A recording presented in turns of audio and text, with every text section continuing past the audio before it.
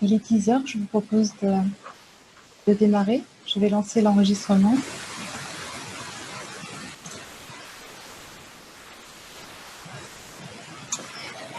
Bonjour à toutes et à tous. Bienvenue à ce webinaire consacré à l'emploi accompagné.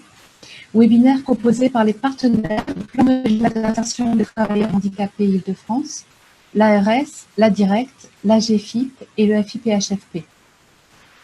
Avant de démarrer, voici quelques informations pratiques. Un temps de questions-réponses est prévu suite au témoignage. Vous pourrez envoyer vos questions via le volet questions-réponses qui est situé en bas de votre écran. Donc, utilisez bien le volet questions-réponses et non pas celui chat, parce que les questions ne peuvent pas être directes. Par ailleurs, sur le webinaire, une fiche 3 aux questions sera mise à disposition, ainsi que le support de présentation. Pour les questions qui auxquelles nous n'aurons pas répondu en direct, vous aurez les réponses dans cette fiche foire aux questions. Pour un confort de lecture, vous avez la possibilité de choisir l'option d'affichage mode côte à côte qui se situe en haut de votre écran. Enfin, nous vous rappelons que le webinaire est enregistré et sera diffusé via les sites internet du Prix Île-de-France. Alors, nous allons démarrer avec le webinaire qui est structuré en 2 temps. Tout d'abord, une présentation de l'emploi accompagné par le représentant de la Île-de-France. Ensuite, une illustration de différents cas de mobilisation accompagnés à travers des images de référents qui accompagnent les personnes en situation de handicap et les entreprises au quotidien.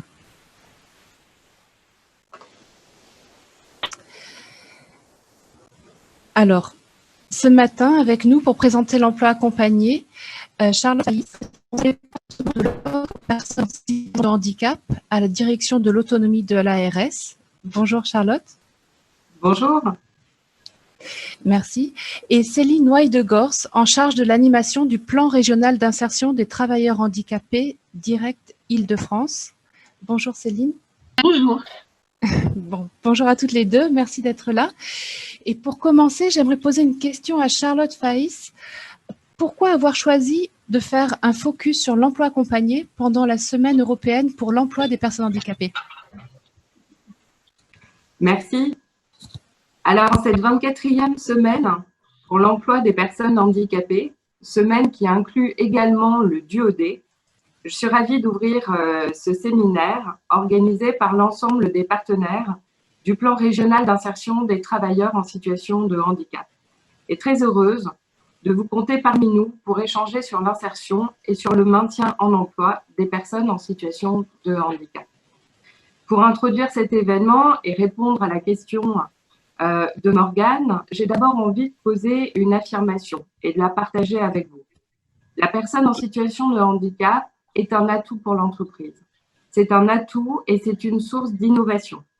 Une innovation pour les managers qui travailleront avec elle, qui devront l'encadrer, lui donner des objectifs. C'est un atout pour les collaborateurs qui seront avec elle au quotidien et réfléchiront probablement autrement au fait de travailler ensemble.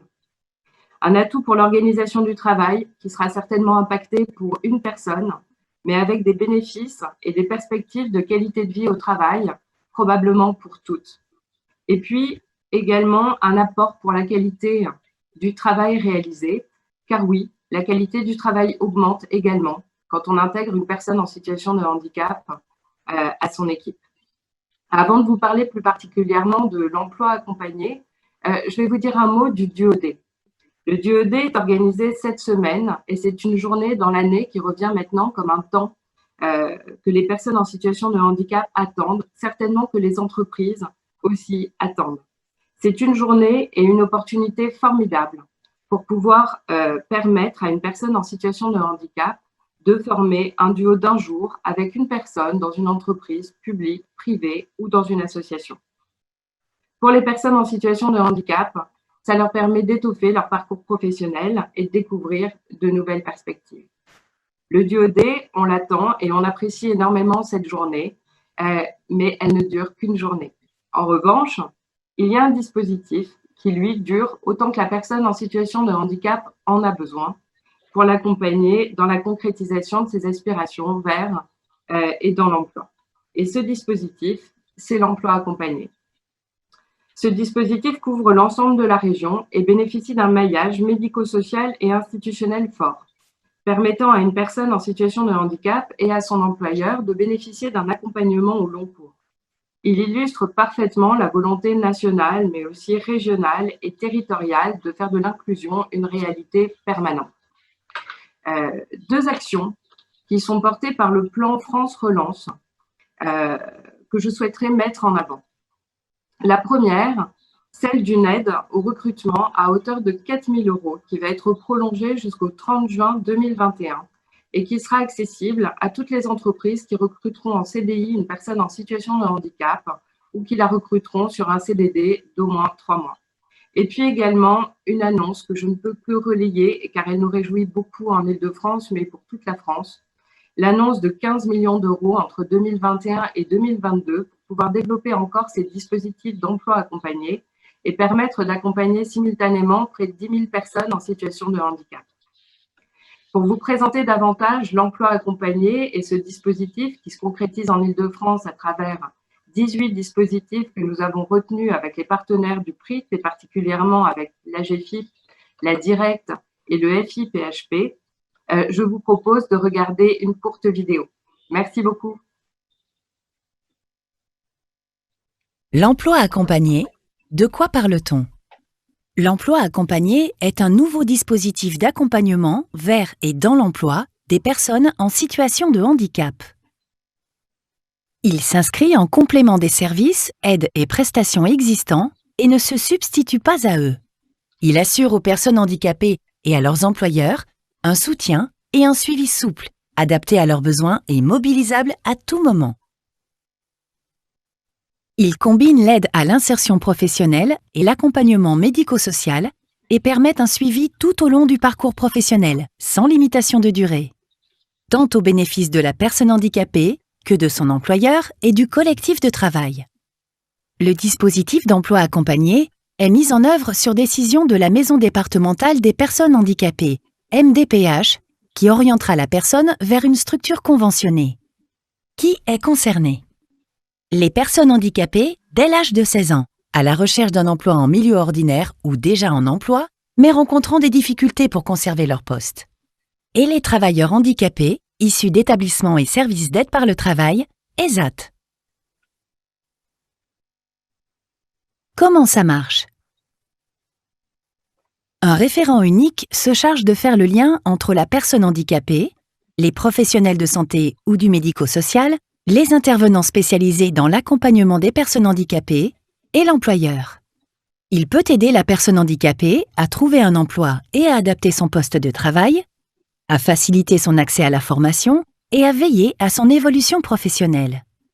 Il renseigne l'employeur et le conseille lors de toutes les étapes d'embauche et de maintien, en établissant un climat de confiance et propose des aménagements afin de favoriser une inclusion durable en milieu ordinaire de travail. Pour plus d'informations, vous pouvez contacter votre MDPH ou un conseiller Cap Emploi, Pôle Emploi ou de la mission locale de votre département. Vous pouvez également vous renseigner auprès du dispositif Emploi accompagné de votre département en consultant l'annuaire des dispositifs conventionnés. Rendez-vous sur le site de l'AGFIP.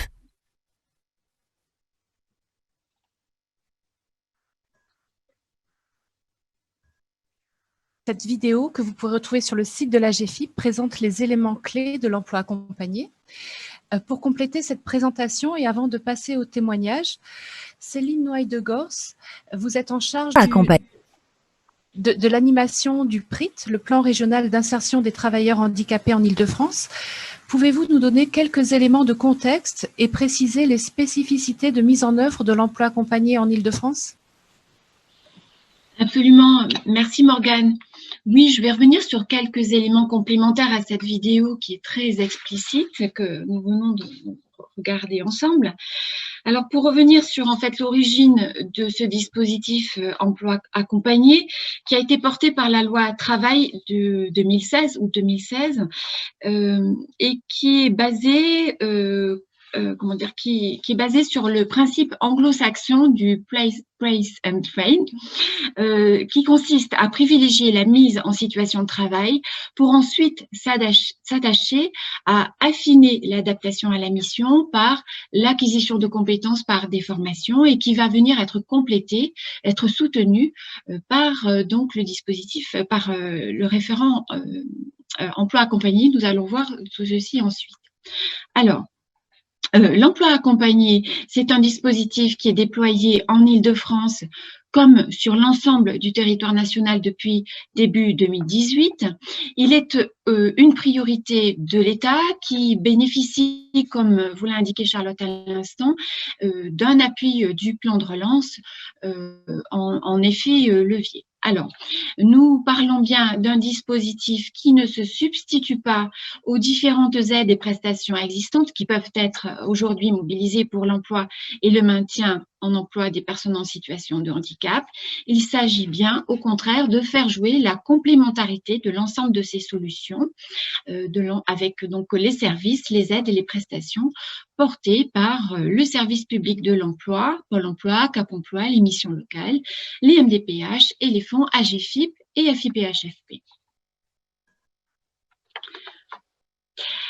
Alors, arrêtons-nous sur 5 spécificités de l'emploi accompagné. Comme la vidéo vous l'a indiqué, l'emploi accompagné table vraiment sur un double accompagnement, à la fois celui de la personne, mais également celui de l'employeur, ce dernier étant privé ou public.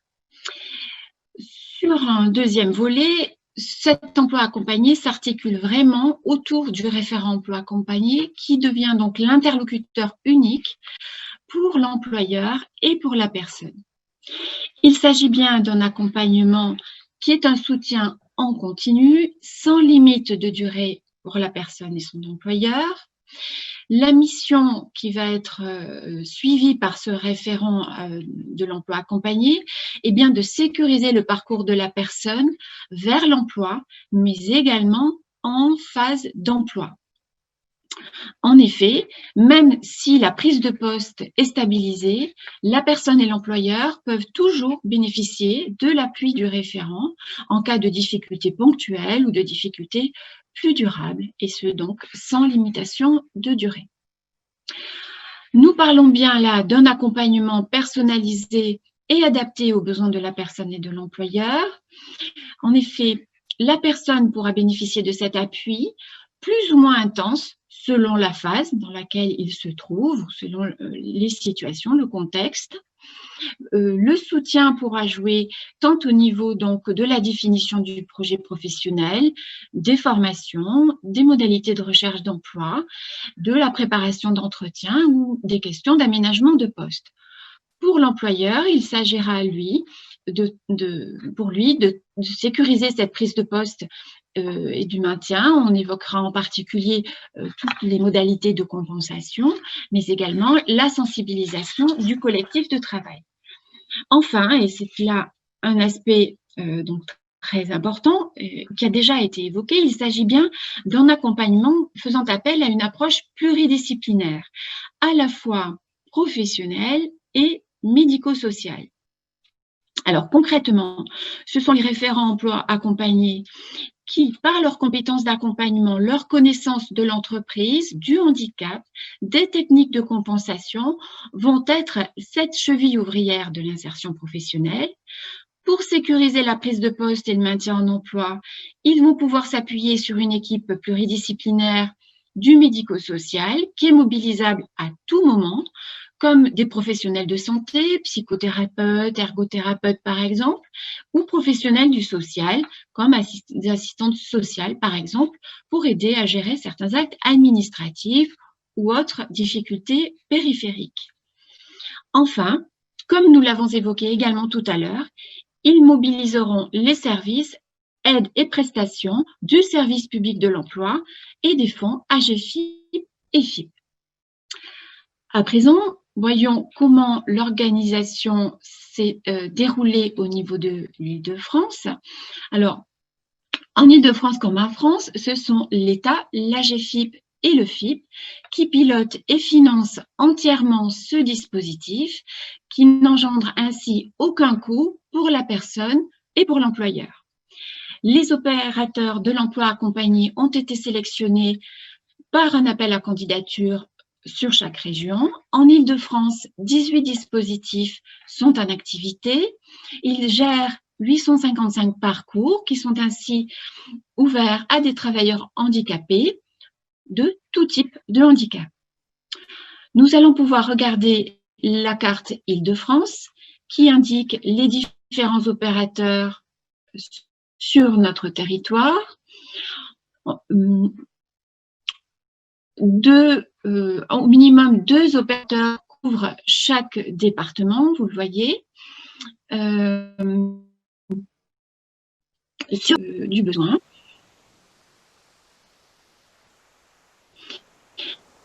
Et donc, vous pourrez constater par les couleurs que, en fait,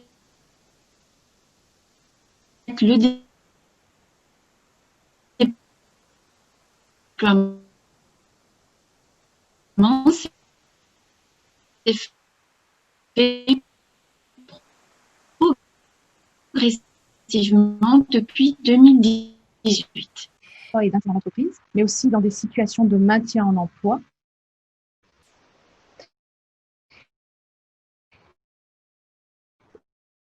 Et pour illustrer ces différentes situations, on est Paris, l'ADAPT dans les Hauts-de-Seine et Île-de-France.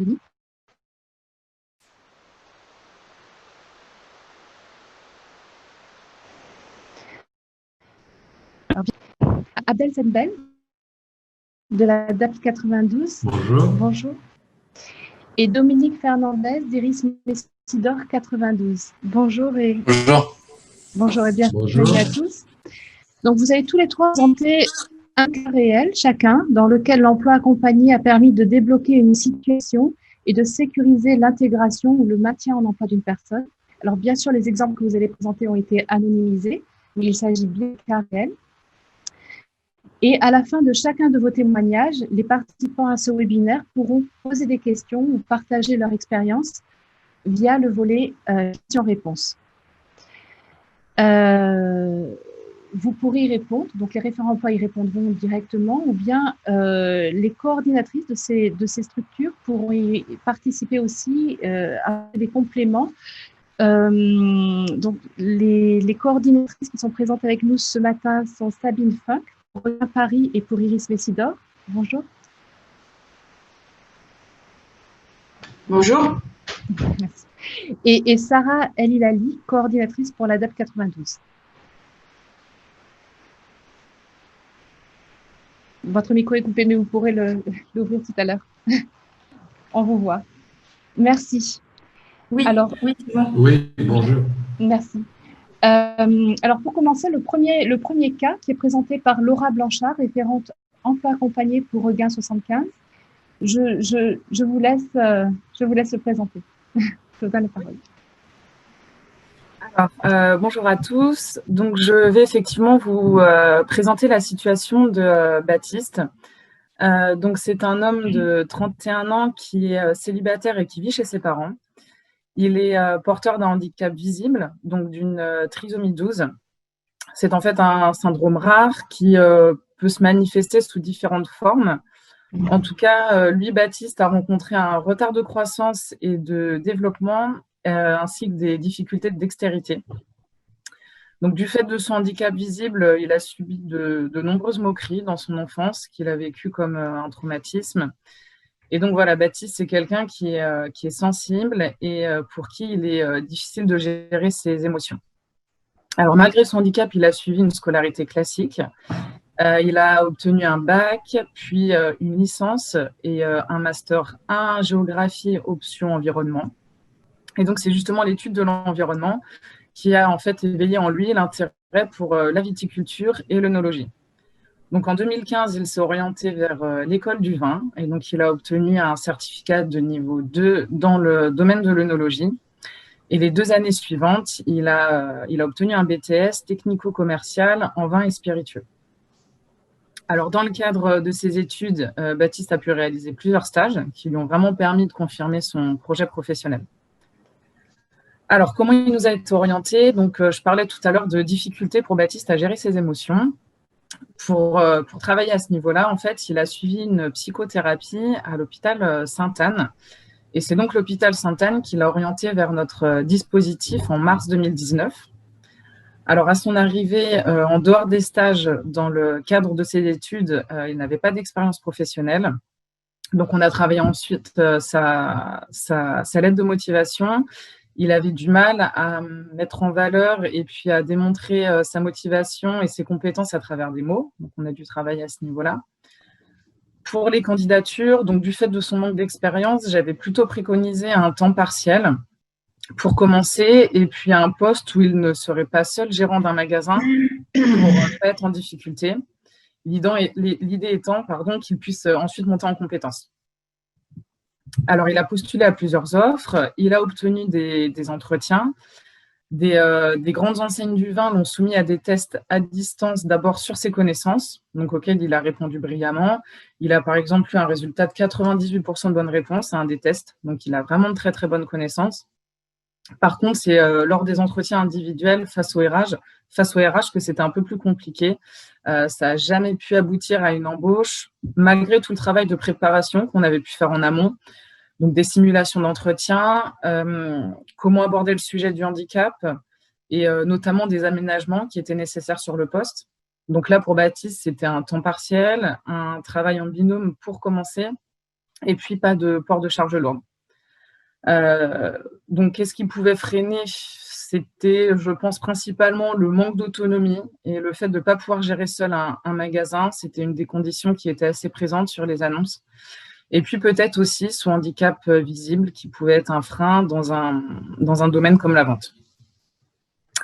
Donc, fin 2019, donc toujours pas de poste. Et avec les fêtes de fin d'année qui approchaient, là, on s'est dit qu'on allait solliciter un stage pour être en soutien d'un gérant durant justement ces périodes de forte affluence et surtout pour que Baptiste puisse avoir de l'expérience. Donc, ça a pu se mettre en place dans une des enseignes au sein de laquelle il avait déjà effectué un stage. Alors, j'ai pu l'accompagner sur le terrain pour faciliter la prise de poste. J'ai pu aussi me mettre en lien très régulièrement avec le gérant. Mais à la fin de la deuxième semaine, donc à la fin du stage, finalement, il y a eu une tension entre Baptiste et entre le gérant.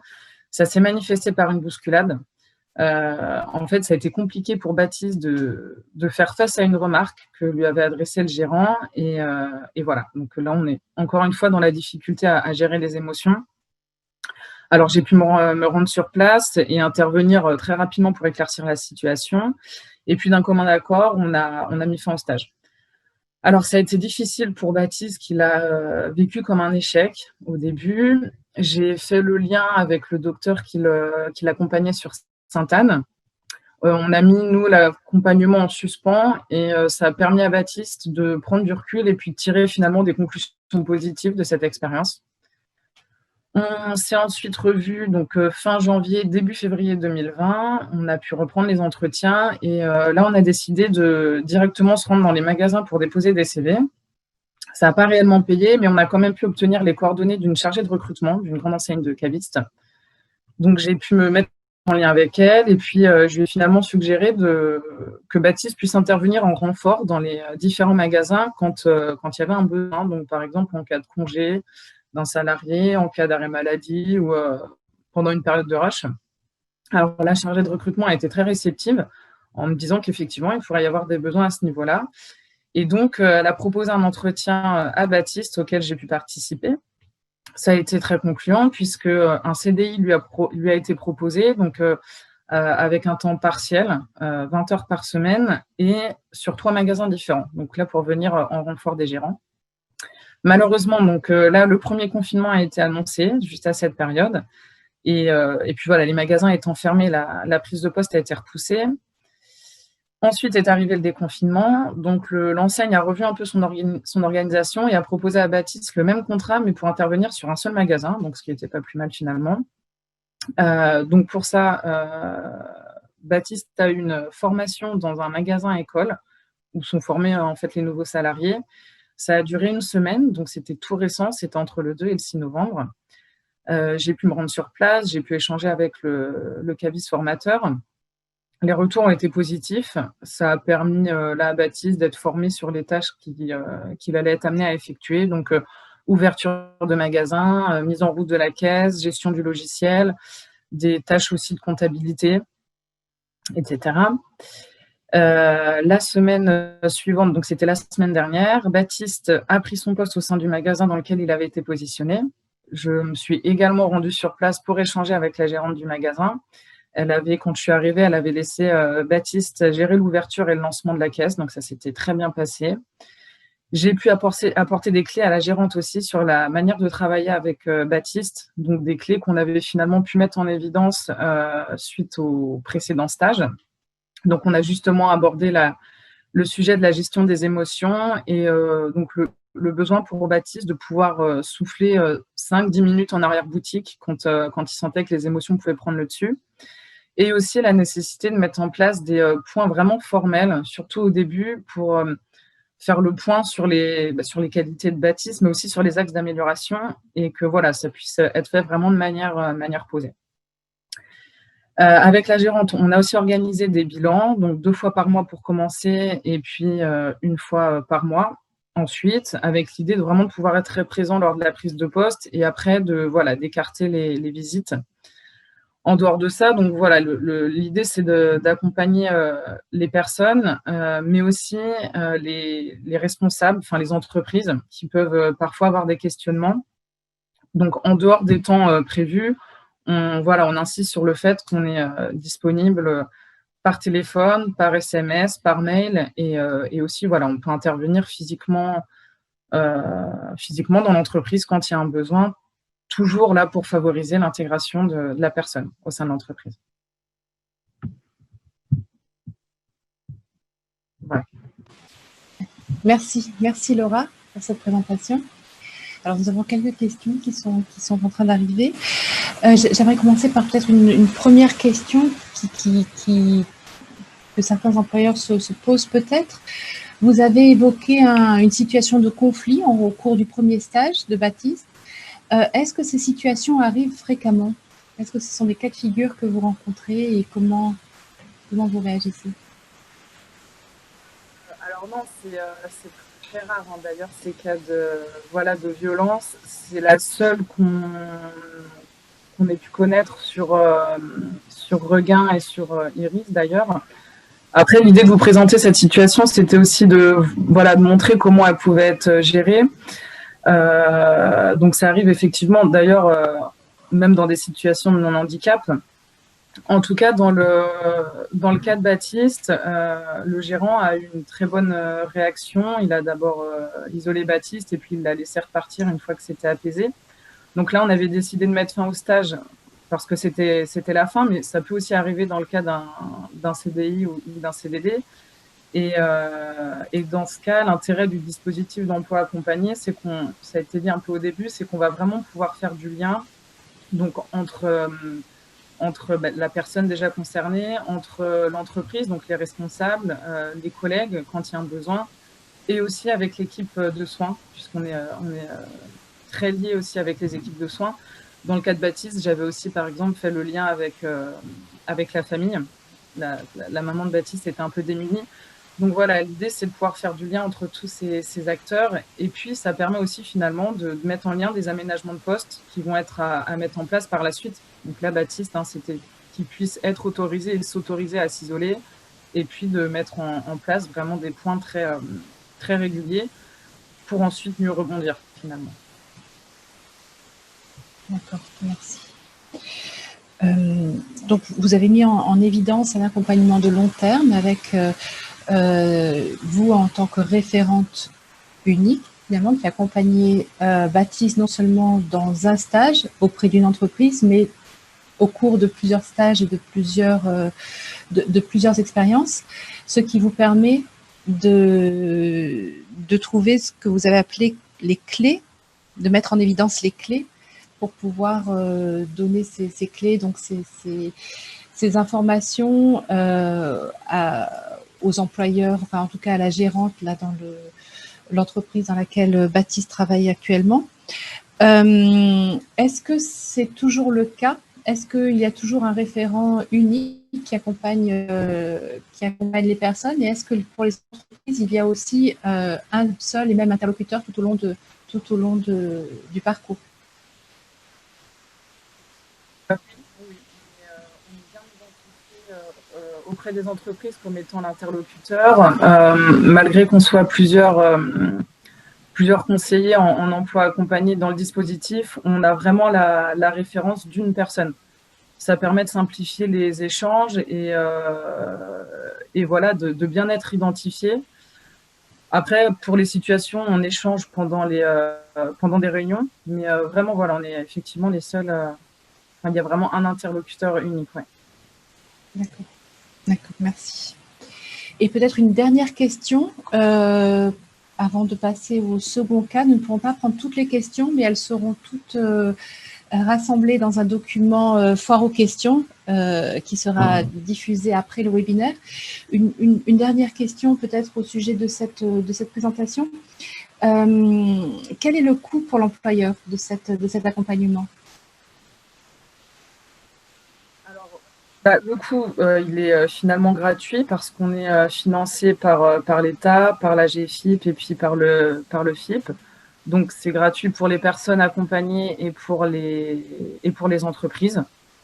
Et effectivement, c'est une question qui revient régulièrement de la part des entreprises. Donc, c'est bien de pouvoir le préciser. D'accord. Merci beaucoup. Merci Laura pour cette présentation. Je vais laisser la parole à nos deux deuxièmes intervenants, Abdel Senbel de la DAF 92 qui va présenter un cas en duo avec Sarah El Hilali, neuropsychologue et coordinatrice pour la DAF 92. Je vous laisse présenter l'exemple que vous souhaitez, l'illustration que vous souhaitez présenter ça. Oui, bonjour tout le monde. Donc aujourd'hui, avec mon collègue Abdel Senbel, on va vous parler de la situation d'Alain. Donc Alain, c'est un jeune homme de 26 ans qui est rentré dans le dispositif en août 2018. Alors lui, il a été orienté par la maison départementale des personnes en situation de handicap et il a un trouble du spectre autistique. Donc c'est un trouble neurodéveloppemental qui se traduit vraiment d'une façon différente d'une personne à l'autre. Alors, je l'ai reçu dans le cadre de son accompagnement pour faire un entretien d'anamnèse. Donc, c'est un entretien pour faire connaissance. Et par la suite, on a fait un bilan neuropsychologique. Donc, c'est un ensemble d'exercices qui permet de mieux connaître la personne et d'explorer toute la sphère comportementale, émotionnelle et cognitive, notamment tout ce qui est capacité de concentration, attention, mémoire, organisation visuospatiale.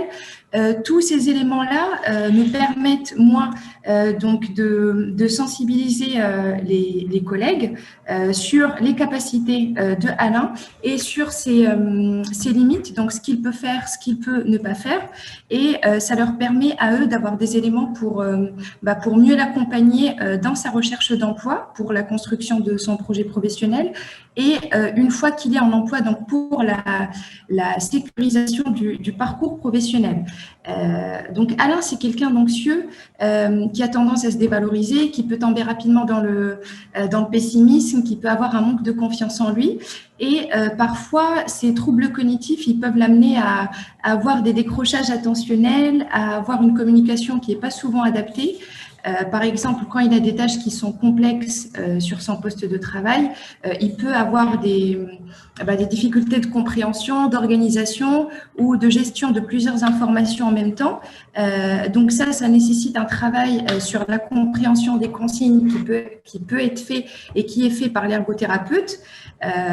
Une fois que ces consignes, par exemple, elles sont bien maîtrisées sur le poste de travail, Alain, il s'est senti plus à l'aise, il s'adapte plus rapidement aux tâches de travail, il est plus plus productif et plus à l'aise. Donc, c'est quelqu'un qui a besoin d'être assuré, d'autant plus qu'il peut avoir une anxiété de performance qui peut être complètement paralysante et qui peut l'amener à fuir dans une sorte de rumination à tendance plutôt à consonance négative. Donc, ça le décourage. Ce que je fais, moi, c'est que en tant que psychologue, je vais lui proposer des séances de soutien psychologique. Donc, c'est plutôt des séances de soutien qui sont ponctuelles. Alors là, c'est à la demande du référent emploi qui va détecter un besoin, qui va repérer un besoin, comme c'est la personne qui est le plus en lien avec la personne accompagnée et l'employeur. Soit parce que voilà, il va avoir des difficultés au niveau de la gestion du stress ou qu'il va vivre des moments d'angoisse. Donc, on va essayer de désamorcer ça. Je peux intervenir aussi si, alors soit à la demande d'Alain ou encore une fois si c'est le référent emploi qui repère ce besoin-là, quand Alain il vit une situation par exemple familiale qui est compliquée et qui va avoir une répercussion sur sa motivation, sur sa vie professionnelle, d'autant plus que voilà son humeur elle joue beaucoup sur sa capacité à entreprendre une action ou à la poursuivre. Donc c'est vraiment un travail de soutien psychologique et de réassurance, de revalorisation. Je suis amenée aussi à faire des points plutôt ponctuels avec les professionnels de santé qui le suivent à l'extérieur. Il y a aussi, par ailleurs, la référente sociale qui travaille avec lui sur la question du logement, donc du foyer, pour la recherche de foyer. Et donc, l'ergothérapeute, dont mon collègue Abdel va parler. Donc je passe la parole à mon collègue Abdel Sembel qui va plutôt parler de la partie vraiment référence emploi et donc accompagnement vers et dans l'emploi. Bonjour, moi quand j'ai commencé l'accompagnement d'Alain, il avait un CAP en ébénisterie et il avait fait un stage dans une entreprise de restauration de meubles anciens. Mais de cette expérience-là, il était gêné par la poussière et beaucoup de bruit des machines. Donc, on a retravaillé le projet professionnel à partir de ses activités de loisirs, notamment le dessin. Et du coup, on a essayé de trouver un premier stage de découverte en reprographie. Et comme il avait apprécié ce métier-là, on a recherché un deuxième stage pour confirmer ce métier-là. Dans une grande entreprise avec d'autres facettes au niveau du métier. On a eu une occasion ensuite, en recherchant des offres d'emploi, on est rentré en communication avec une entreprise qui fait du facility management avec des entreprises. Et donc, j'ai accompagné Alain au premier entretien. Cet entretien s'est passé en 2 temps. Dans un premier temps, il a dû présenter son parcours, ses motivations. Et dans un deuxième temps, il a été présenté à l'équipe avec laquelle il allait travailler. Je l'ai accompagné dans le premier jour, justement pour m'assurer qu'il acquiert bien le process et les tâches qui lui incombent. Ensuite, il y a eu une formation intensive de 2 jours pendant laquelle, en tout cas, Alain s'est retrouvé un peu, d'une certaine manière, en difficulté parce qu'il avait trop d'informations à la fois. L'entreprise m'a fait appel, donc je suis intervenu et on a trouvé une solution pour aménager le temps de travail. Et en fait, on a échelonné les activités concernant ce poste de travail. Dans un deuxième temps, j'ai fait appel à ma collègue Ergo, qui a travaillé avec lui sur tout ce qui est gestes et postures, et aussi travailler sur sur une autre façon de trouver des solutions d'organisation.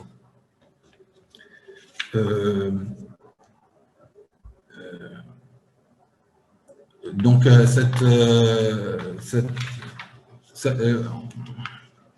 l'entreprise m'a sollicité encore pour intervenir plus ou moins régulièrement en fonction des situations qu'ils pouvaient rencontrer. Et la dernière fois, l'entreprise m'a sollicité pour assister à l'entretien d'embauche, à l'entretien annuel en fait, pour faire un point sur ce qu'il avait accompli et les objectifs pour l'année prochaine. Voilà. J'ai parlé. Merci beaucoup. Merci beaucoup à tous les deux pour cette présentation. Alors, il y a beaucoup de choses dans ce parcours que vous nous avez présenté. Et peut-être si on peut revenir sur la phase d'intégration qui apparaît dans votre exemple comme une phase vraiment importante de l'accès à l'emploi, de l'intégration d'entreprise. Et vous avez mis en place pendant cette période des accompagnements que vous avez présentés, accompagnement de la personne et accompagnement de l'entreprise. Est-ce que ce travail que vous avez fait, cet accompagnement, a eu des effets sur les pratiques de l'entreprise de façon générale? Oui, justement, lors de cet entretien annuel, j'ai appris que l'entreprise avait effectué des modifications sur le livret d'accueil et un autre sur un autre fascicule de procédure avec des pictogrammes et des images, ce qui rendait la tâche de la compréhension et les acquisitions beaucoup plus facilement. Merci. Merci. Alors, des questions diverses arrivent. Une question qui rejoint la question précédente concernant le coût. Une personne demande, la gratuité s'applique-t-elle également aux entreprises sous accord agréé? Donc, en fait, c'est un dispositif qui n'est pas gratuit, mais dont les coûts sont financés. Donc, il n'y a pas de coût pour l'entreprise à recevoir cet accompagnement. Est-ce qu'elle s'applique aux entreprises sous accord agréé? Est-ce que... Oui, absolument. Ce dispositif couvre l'ensemble des employeurs, privés, publics, et dans les privés, également les entreprises sous accord agréé.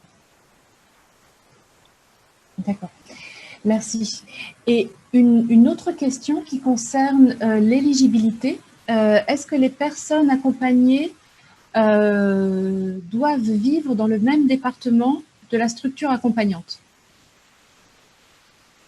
Je crois que Dominique Fernandez vous souhaitiez répondre à cette question? Oui, j'ai répondu en disant que la personne, comme c'est une prescription MDPH, la personne, elle envoie le dossier à sa MDPH du département qui la renvoie sur un dispositif du même département, en fait. Donc, c'est sectorisé. D'accord. Merci. Et pardon, quelqu'un voulait prendre la parole? Non. Alors, et peut-être une dernière question avant d'entendre l'exemple, le troisième exemple. Une autre question très pratique. Quelle est la durée de l'accompagnement? Cette durée peut-elle être reconduite par la MDPH? Je vais répondre. Oui, effectivement, l'accompagnement peut tout à fait se prolonger. Il faut passer par la MDPH pour avoir un prolongement au niveau du dispositif emploi accompagné. Ça se renouvelle avec la MDPH. D'accord. Bon. Pardon, une petite précision quand même. Par définition, à partir du moment où la MDPH a donné son accord, l'accompagnement est bien sans limite de durée. Ce n'est que si, à un moment donné, la personne sort par sa propre volonté du dispositif que l'on repasse par une orientation MDPH. Mais il n'y a bien aucune limite de durée à partir du moment où la personne rentre dans le dispositif. Oui, on a juste une démarche administrative à faire au niveau des MDPH. Mais après, effectivement, c'est un dispositif sans limite de durée, avec une dimension administrative dont il faut tenir compte. Voilà. D'accord. Merci. Alors, si vous le voulez bien, nous pouvons poursuivre notre présentation des cas pour illustrer la mobilisation de l'emploi accompagné. C'est une présentation par Dominique Fernandez de la structure Iris Messidor. Vous êtes référent emploi accompagné. Je vous laisse présenter. Tout à fait, merci. Le cas que vous avez choisi, merci. Oui, tout à fait. Bonjour à tous. Alors, je vais vous présenter le cas d'une dame de 36 ans qui s'appelle Agnès. Elle a un handicap psy qui se caractérise notamment par un peu de paranoïa et pas mal d'angoisse. Pour son tableau, elle a été envoyée par le Pôle emploi, donc c'était en 2016, alors c'était avant le décret. Et en termes scolaires, elle a un BEP secrétariat, donc c'est les nouveaux niveau 3 en chiffres arabes. Donc, je vais rapidement resituer son parcours professionnel. Donc, à la suite de son BEP secrétariat, elle a essayé de faire le niveau supérieur qui est le bac pro. Elle n'a malheureusement pas réussi. Et du coup, donc là, on est en 2003, 2004, elle l'essaye, elle ne réussit pas. Et elle est orientée en ESAT en 2005. Elle en sortira en 2016 avec en sortie positive, elle était en CDI. Et en fait, rapidement, elle perd cet emploi. Sans appui de l'ESAT, elle finit par perdre l'emploi. Vu qu'elle rentre dans le milieu ordinaire, l'ESAT ne l'accompagne plus. Et donc, elle se retrouve à Pôle emploi et elle est orientée en 2017 chez nous, donc dans le dispositif emploi accompagné. Donc, à la suite on va rapidement passer sur l'accompagnement, puisque de toute façon, il est très court. En fait, on a, après identification des compétences transversales et de ses motivations, on va établir un projet professionnel. Alors, il s'avère que dans le même temps, j'étais en contact avec une entreprise partenaire et il y a eu un poste qui s'est libéré et j'ai proposé le profil d'Agnès à l'entreprise. Donc, c'est une entreprise de restauration rapide. Et donc, comme je connaissais déjà un peu l'environnement, elle a été directement reçue, il n'y a même pas eu besoin de CV, elle a été reçue et puis on a pu négocier en fait un poste vraiment sur mesure. Je vais vous détailler un petit peu ce qu'on a fait. Voilà. Et donc ça, c'était à l'été 2017, donc en fait, on a mis moins de 6 mois pour trouver un travail. C'était extrêmement rapide. Voilà. Donc on a négocié en fait un poste, donc c'est en CDI, 15 heures. On a pris en compte sa fatigabilité et on voulait essayer un volume horaire qui était faible pour commencer, pour ne pas prendre trop de risques. Et le poste vraiment sur mesure. En fait, quand vous signez un contrat d'employé polyvalent en restauration, vous allez faire aussi bien la cuisine, les préparations, que la caisse, que le drive, que le nettoyage.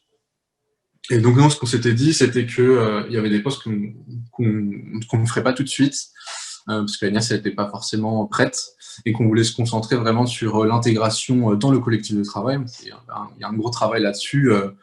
Voilà, Agnès, c'est une personne qui est facile tous les jours, et du coup, vous voulez que ça se passe très bien. Alors du coup, on a dit, Agnès, elle avait fait quoi, les ESAT, elle a fait pas mal de nettoyage, donc on va lui confier cette tâche-là dans un premier temps, pour ensuite aller vers une évolution professionnelle, dans un second temps, après l'intégration. Alors là, je vais vous décrire, donc le contrat a été signé et voilà, le maintien en emploi se met en place. Je vais vous donner quelques interventions qu'on a pu faire. Alors, il y a beaucoup d'interventions pour gérer les crises d'angoisse. Je vous ai dit qu'elle était angoissée. Alors, c'est de deux manières. Donc, ça pouvait être soit on va dire, petite crise gérable au téléphone, soit elle m'a appelé directement, dire, Dominique, là, je me sens pas bien, j'ai une crise parce que telle ou telle chose. Alors, ça pouvait être le client qui l'a regardé soi-disant pas bien ou qui faisait exprès soi-disant de salir les tables plus que nécessaire ou les toilettes. On me disait, les clients, ils font exprès de salir, je suis sûr que chez eux, ils salissent pas et ils me voient, alors ils se disent que je suis handicapé, ils font exprès. Non, Agnès, ils font pas exprès. Il y a des gens qui sont dehors et qui, voilà, ça les intéresse pas plus que ça, mais c'est pas contre toi, ils connaissent pas. Voilà, on essaie de tout dédramatiser en fait. Ou des interventions un peu plus où là, c'était carrément la direction qui m'appelait, elle me dit oui, Dominique, on a un problème, Agnès, elle est enfermée dans les toilettes, elle pleure, elle veut pas parler. Donc, qu'est-ce qu'on fait? Et en fonction de l'intensité, je pouvais me déplacer ou pas. Voilà, ça m'est arrivé de me déplacer régulièrement pour ça. À chaque fois que j'y allais, on a des rendez-vous ponctuels aussi. À chaque fois qu'on se déplace, j'essaie de faire de la sensibilisation collective de travail. Alors, c'était pas quelque chose de formel dans une salle où on prend tout le personnel et pendant 1 heure, on explique un petit peu les caractéristiques. On ne pouvait pas faire ça parce que dans un restaurant, on ne pouvait pas bloquer pendant 1 heure le personnel. Donc, c'était du sensibilisation au compte-gouttes en fonction des managers que j'avais. Ils ont une plage horaire d'ouverture qui est assez grande, à peu près c'est de 10h à genre 3h du matin. Donc, en fait, ils ont 8 managers. À chaque fois que j'y allais, j'avais toujours un manager différent. Donc, j'avais l'impression de répéter. Enfin, c'était pas l'impression, je répétais à chaque fois la même chose. Et du coup, j'ai dû plus ou moins sensibiliser, pas un par un, mais presque, l'équipe de travail. Et puis, alors, on a, dans la restauration rapide, on a une population qui est quand même peu au courant, très néophyte du champ du handicap. Et donc, on a fait, parfois j'ai eu des remarques vraiment qui allaient des croyances ésotériques où Agnès avait été maraboutée et qu'elle devait faire des choses, voler de l'encens ou je sais pas trop quoi, pour enlever la maladie. Alors, vraiment, il faut resituer, dire non, c'est une maladie, c'est un traitement, elle est comme ça, comme ça, comme ça. C'est pas du tout de la magie, quoi. Je veux dire, elle prend un traitement, il faut juste être un peu patient, quoi. Voilà, on a des interventions de cet ordre-là. Il y a une fois, là, j'ai un peu de temps, une fois, j'ai été appelée parce qu'elle avait été accusée de vol. En fait, il y avait une cliente qui avait laissé son sac sur la table. Agnès a vu le sac, elle a suivi exactement la procédure, qui est de prendre le sac et de le mettre dans le bureau du directeur.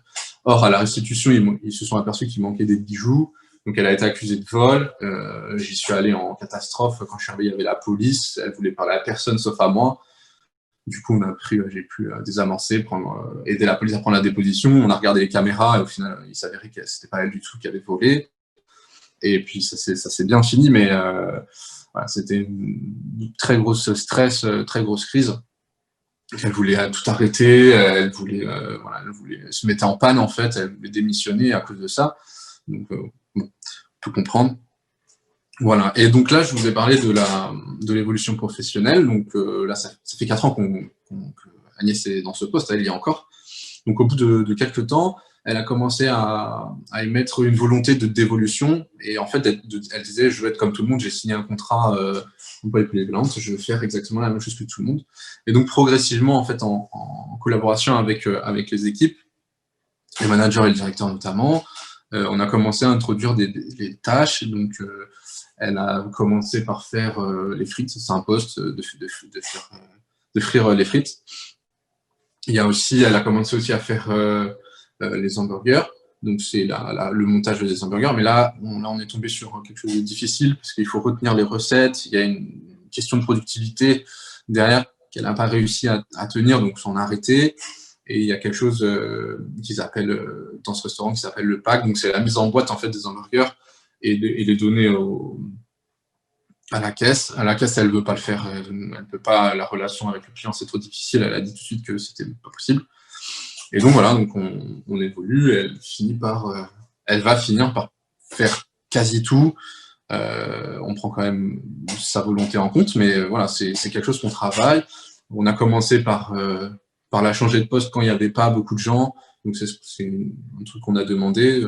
Voilà, par exemple, de faire les frites ou le pack quand c'était pas le rush pour qu'elle puisse apprendre, en fait. Et au lieu de mettre, on va dire, l'attente globale, enfin, l'attente sur un employé polyvalent sans difficulté, on va dire, c'est au bout d'1 semaine et c'est à peu près tout faire. Là, on a mis 6 mois pour être prête à faire les différentes tâches et à être opérationnelle. Donc, ça se travaille et c'est quelque chose que l'entreprise a été OK pour mettre en place, quoi. Voilà, j'ai fait un peu le tour de ce que j'ai pu faire. Moi, j'aurais plein d'autres choses à vous raconter, mais je ne peux pas pousser le temps. Voilà. Poser des questions, du coup. Merci beaucoup, Dominique. Je vois qu'il y a pas mal de questions qui sont arrivées. Et je vais tout de suite vous poser la première question qui est finalement, là, vous avez parlé de sensibilisation du collectif. Quelle a été la réaction des autres employés de cette entreprise, et en particulier des autres agents polyvalents, quand ils ont constaté que des aménagements étaient proposés à Agnès, qu'elle avait peut-être plus du temps lui était consacré? Comment ont-ils réagi? Est-ce qu'ils ont compris la raison de ces aménagements? Ils ont compris parce que les gens, quand même, il y a une certaine intelligence des salariés. Je veux dire, ils se rendent bien compte que la situation, alors les avantages entre guillemets accordés à Agnès sont là parce qu'il y a une raison. Et donc si vous voulez ces avantages, d'un côté, vous voulez le handicap. Et les gens ne veulent pas, en fait. Et du coup, ils se disent, bon, elle a ces avantages-là parce qu'elle a une problématique. Il n'y a pas de jalousie à avoir. Ça se passe toujours très bien, en fait. Voilà. Et d'ailleurs, ça peut servir, il y a eu un exemple dans le cas d'Agnès où ça a servi à tout le monde, parce qu'au début, donc, les salariés souvent prenaient la pause en salle, ou en cuisine, ou allaient discuter. Agnès, elle ne voulait pas faire ça, elle ne voulait pas se retrouver en salle avec les clients, et du coup, elle avait demandé à accéder à la salle de pause qui est en libre service pour les employés, et on est tombé sur un manager qui ne voulait pas. Il disait non, tu perds ton temps à aller en salle, il fallait monter et descendre, voilà, il ne voulait pas. Et du coup, je suis allé régler la situation, et en fait, on a fait... il y a une note de service en fait qui est parue à la suite de ça, et donc tout le monde maintenant c'était écrit que tout le monde avait le droit à la salle en pause, que c'était pas, voilà, et que les clés elles étaient disponibles. Donc ça a servi à tout le monde. Donc là au final tout le monde était bien content que je puisse intervenir, régler la situation pour Agnès, tout le monde en a bénéficié. Sinon il n'y a pas de jalousie. Les gens comprennent en fait, ils comprennent que c'est parce qu'il y a une difficulté en fait. Oui, ça passe par les actions de sensibilisation aussi. D'accord, merci. Alors, une question qui est peut-être, qui s'adresse peut-être plus à Sabine Funk, la coordinatrice de la structure. Est-ce que l'emploi accompagné est réservé au bas niveau de qualification? Alors non, le handicap, il touche toutes les classes sociales et tous les niveaux de formation. Par exemple, sur Regain, nous accueillons plus de 50% des personnes que nous accompagnons ont par exemple un bac+3. Donc, au niveau des dispositifs, de manière globale, là je parle pour Iris et Regain, mais c'est la même chose pour les autres dispositifs. On accompagne aussi bien des agents techniques polyvalents dans les espaces verts ou dans le nettoyage que des ingénieurs informatiques, des cavistes, des employés agents administratifs, des employés libre-service, des web designers, des community managers, des architectes. Et voilà, donc tout ça pour dire que nous avons un éventail de profils très très large, et à chaque fois le conseiller en emploi accompagné va s'adapter aux différents profils qu'il va rencontrer. Il s'adapte aux compétences professionnelles et aussi aux compétences transversales de la personne qui l'accompagne. Donc non, on a le handicap. Tous les niveaux de formation sont concernés et toutes les classes sociales. Merci. Alors, deux questions qui se rejoignent concernant les entreprises accueillantes, de candidats à l'emploi accompagné. Comment entrent-elles en contact avec les structures? Comment peuvent-elles manifester leur souhait, leur volonté d'accueil?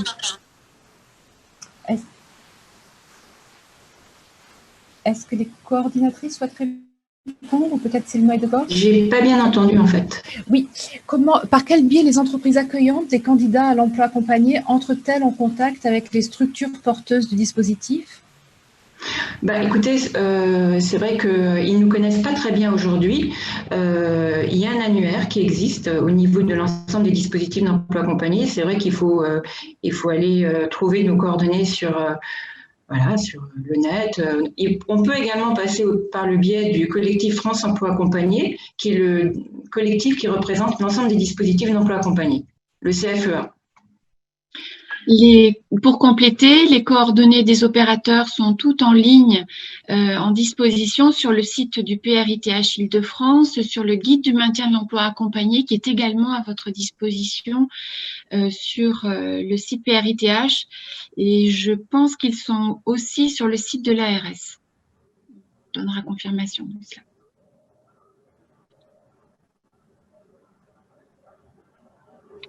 Oui, bonjour à tous. Et l'ensemble de ces liens vous sont rappelés justement dans le PowerPoint, mais on le reprendra dans les questions-réponses également.